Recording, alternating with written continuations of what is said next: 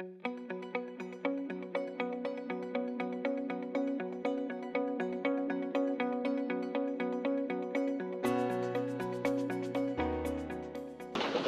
right, now we're going to talk about toxicology. So key concepts, importance of toxicology as a tool, and how toxicity is assessed with an example. Green chemistry principle number 3, whenever practicable, synthetic methods should be designed to use and generate substances that possess little or no toxicity to human health and the environment. What we want to do in this talk is talk about the foundation for toxicity as a driver of green chemistry practices. This talk is going to be about toxicology. Terminology, I want to differentiate risk and hazard. David's already talked a little bit about precautionary principle. Risk-based decision-making is very different than precautionary-based decision-making. In the U.S., we're a risk-based decision-making society.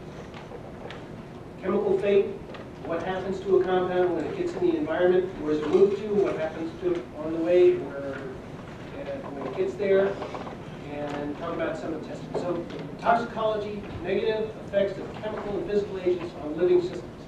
Hazard, the inherent potential of a substance, so that's stereochemistry, can cause damage.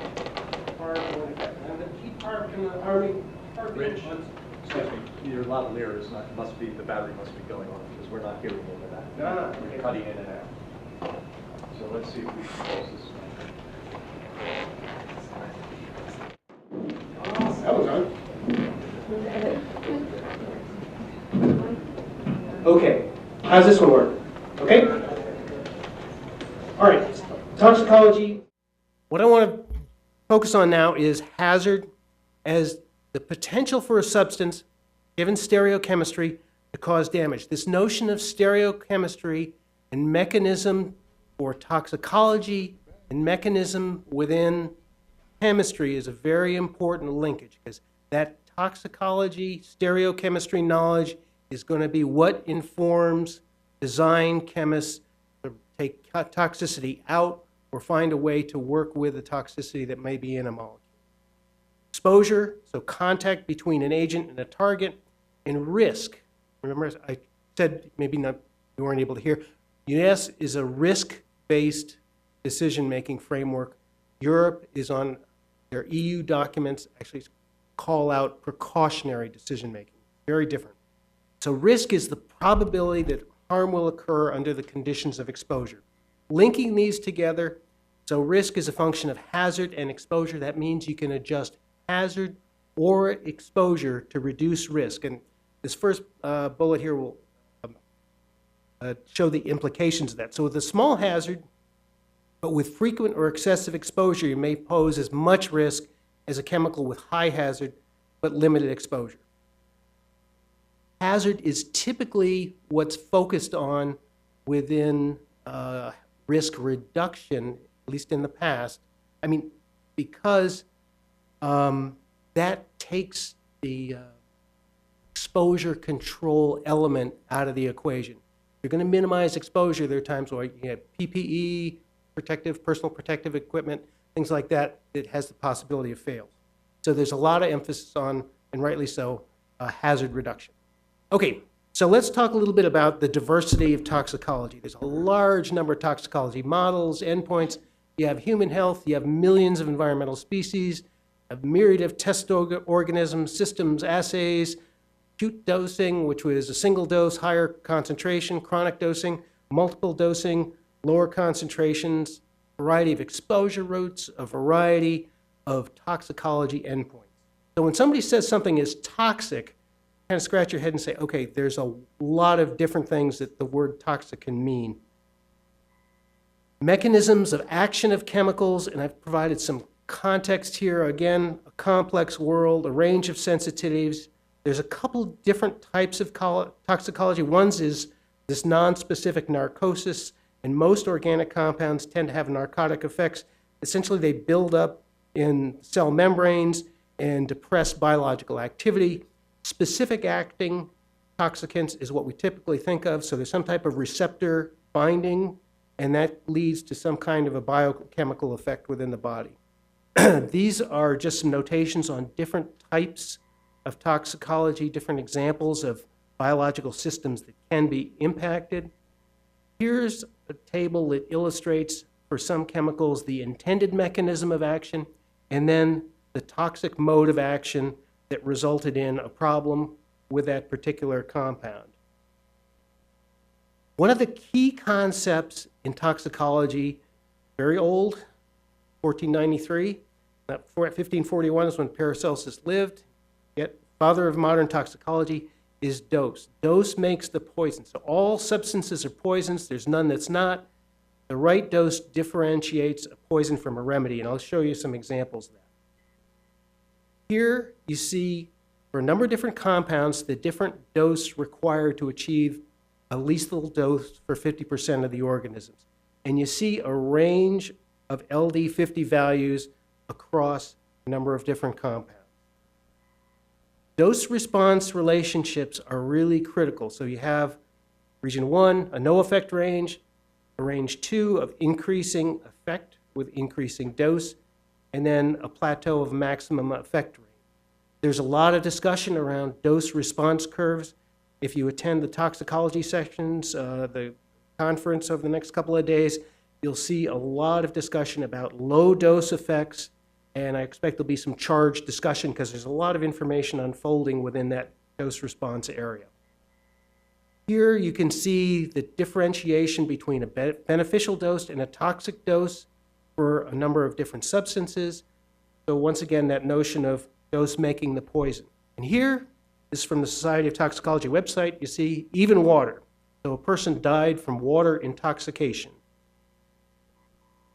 Now what I want to do is identify toxicity and risk. And I'm going to talk a little bit about product testing. So this is something I did a lot of earlier in my career. And it's something that happens around the world in a number of regulatory frameworks. TSCA gets a lot of play in this country as a law that for industrial chemicals does not require toxicity testing, but more it is the obligation of EPA, for example, to have a chemical company do the testing. So there are these things called TSCA test rules that get generated. But there is a lot of testing done. It can occur at various points in a product life cycle. It has a lot of good reasons for being conducted, human health, environment, safe workplace. And these are some of the regulatory frameworks that are out there in the US, EU. You see I've divided biopharmaceuticals from crop protection, from industrial chemicals. These tend to be regulated by different agencies. Generally around the world, this is the case. There's certainly exceptions, but pharmaceuticals, heavily regulated. Crop protection chemicals, heavily regulated. Industrial, big difference between what happens in the US and what happens in the EU under REACH. Now what I want to do is show you an example of the EHS evaluation for pharmaceuticals. These are probably the most well-known toxicologically molecules in the world, and I'll show you a little bit about why that is. So I'm just going to walk through these slides to give you a sense of what happens in the preclinical phase of pharmaceutical development. So preclinical is testing outside of humans before a compound is tested in humans. Then there are 3 phases of development where there is testing in humans. Phase 1 within healthy subjects, and then phase 2 and phase 3 that are conducted within patient population that's intended to use the particular drug. So here, single dose acute studies, see a variety of species that are evaluated, a number of endpoints that are looked at. Subchronic toxicity studies, repeat dose studies, again, variety of species, variety of endpoints. Chronic toxicity studies, 1 year, again, variety of species, variety of endpoints. Genetic tox studies, several genetic tox studies are done, both mutagenic as well as other types for chromosome aberrations, cytogenetics, etc. Reproductive tox studies, safety pharmacology studies, specific toxicity studies depending on the particular compound, its mechanisms of action. These studies take years and years to conduct. Carcinogenicity studies, these alone are 2-year studies, and they take millions and millions of dollars. I don't know what the latest costs on these are, but they're, I would guess, $5–10 million apiece. So there are very extensive testing done. And then in addition to these preclinical studies, there's 3 phases of clinical development. There's studies that support worker safety for the development of an occupational exposure limit, occupational exposure bands. There's process safety studies. These are the heat, pressure issues that are looked at and that Dave will talk about in Principle 12. Environmental risk assessment studies that are required to look at environmental impact as a function of patient use following excretion when a compound may go through, for example, a wastewater treatment plant and be released into surface waters. Also in the animal health drug area, these drugs can be land applied, or they can, depending on how they're used, animals, rinsed off an animal, for example, into agricultural soil or other soils. So there's a lot of environmental testing that goes on here. And then environmental safety studies. So wastewater, for example, from manufacturing process, that's also looked at. And there's some observations and considerations here. And the first one is, I'm not going to spend any time on. This second one is where I really want to go to. So the general impressions, when you look at what the pharmaceutical industry does to evaluate safety, it's complex, it's demanding, it requires a lot of subject matter experts, it's expensive, it's lengthy, it's animal intensive, and the point to remember is it needs to be mechanistic for that knowledge to provide useful data to chemists. So this is not a process that could be undertaken for every chemical produced in industry. It's just there's not enough money, there's just not enough profit margin in the compounds that are produced by industry typically to be able to do these. So we need to find a different way than these types of long-term tiered testing to evaluate chemicals. Okay, environmental risk assessment. I want to talk a little bit about environmental transport and fate. Where a chemical ends up in the environment depends a lot on what its introduction scenario is. So if it's a spill into a water body or whatever, it's a very different framework than if a chemical is discharged through a wastewater treatment plant pipe, for example, or land runoff. So those are very important considerations for how a scientist makes a prediction about where a chemical is going to end up and what type of toxicological impacts it might have when it gets there. So these are the scientific data points that are used in making those evaluations. Environmental transport is controlled by pChem properties, things like solubility, water, lipids, volatility, charge. Most surfaces in the environment are negatively charged, which does something to control whether you're cation, anion. Environmental fate, degradation processes, not just biodegradation, but chemical and photodegradation as well. So environmental risk assessment, and there's a parallel process for human health risk assessment, is a process for estimating and characterizing the likelihood of adverse effects to the non-human environment. It can be done predictively, retrospectively. There is a process that's used, and I apologize because some of the term hazard is used here a little bit more broadly than what I defined it at the beginning of this talk, but there are different major phases. The first phase is to understand your molecule. You need to know something about its pChem properties, something about the release scenario, something about what lives in the environment where that release scenario is, because when you do your effects evaluation and you look at the hazards, that is typically done on species that are relevant to the environment in which this chemical is going to be in. So for example, if you have a release to an aquatic environment, typically the testing you've done is at 3 trophic levels, which means 3 feeding levels. So you look at an algal species, small zooplankton that feeds on the algae, and then a fish that feeds on the zooplankton. So it's a bracketed set of organisms that's tested to try and come up with an estimation about the toxicity potential and the risk potential. Hazard evaluation, talked a little bit about this. Evaluation of the molecule, you need to know something about the properties. Collection of data, there are batteries of not just effects studies that I've already described, but also fate studies, biodegradation studies, for example, to try and determine the fate of a compound, sorption studies. In domestic wastewater typically passes through a wastewater treatment plant. What that is a large bioreactor, essentially a big tank of water that has got a lot of biomass in it, and the wastewater goes into this. There's about 12, 24 hours, depending on particular plant, where the biomass in there has a chance to eat whatever is in there, removes the easily degradable material. Anything that's not readily degraded typically passes out of a wastewater treatment plant, is released into surface water, and then travels down a river to where the next intake pipe is that goes into a drinking water production facility in many cases. So that happens all around the country and the world. I don't know how many, somebody estimated how many times water may pass through somebody's kidneys on the way down the Mississippi River. But that's something that happens. A lot of water reuse out there. Okay, just talked about this.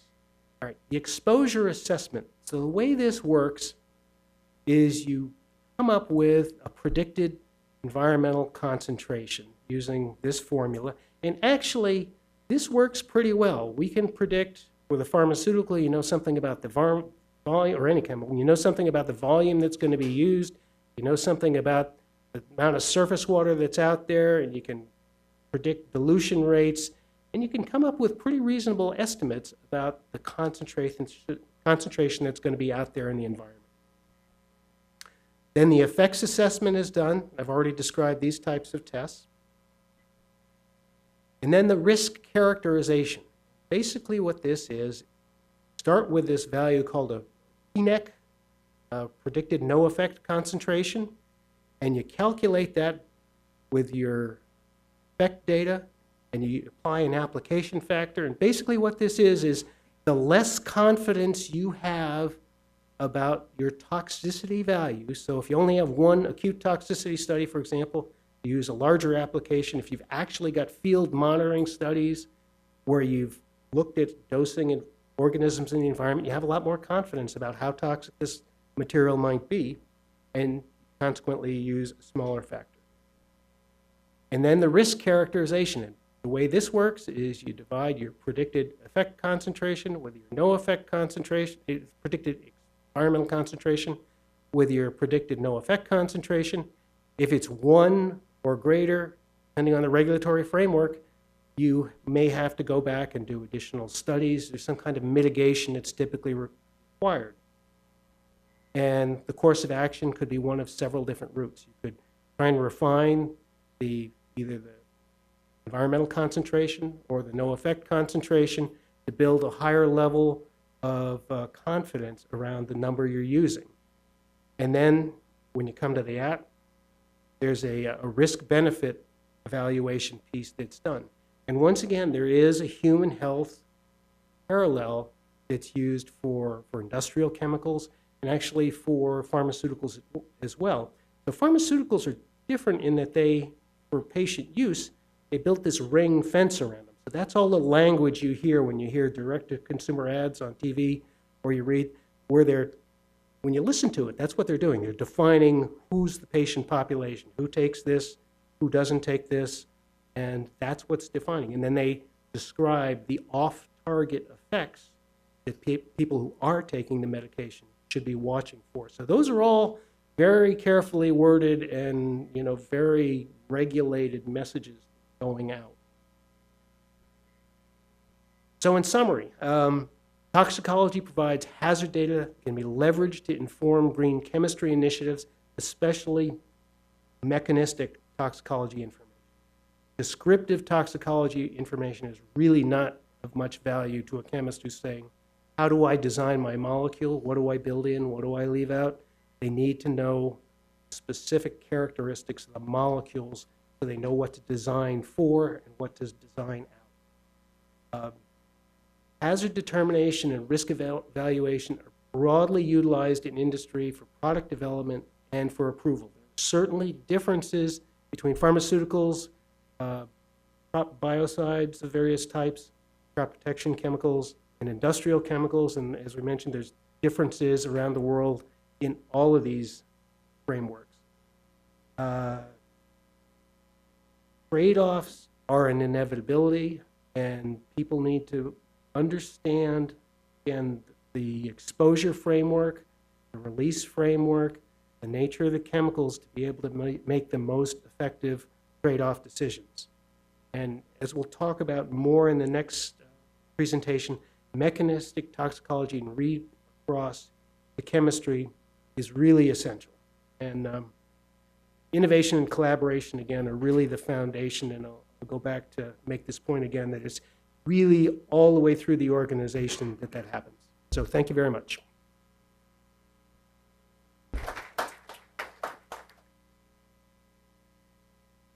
Questions?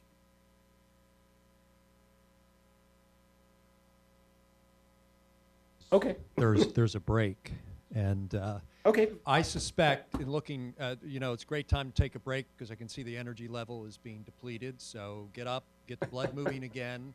I hope I wasn't entirely responsible for that. One final comment is, again, that you're going to, as I said in the beginning, you're going to be challenged across a lot of disciplines, and I'm sure that toxicology was not one of the things that you've been taught in your undergraduate education in chemistry.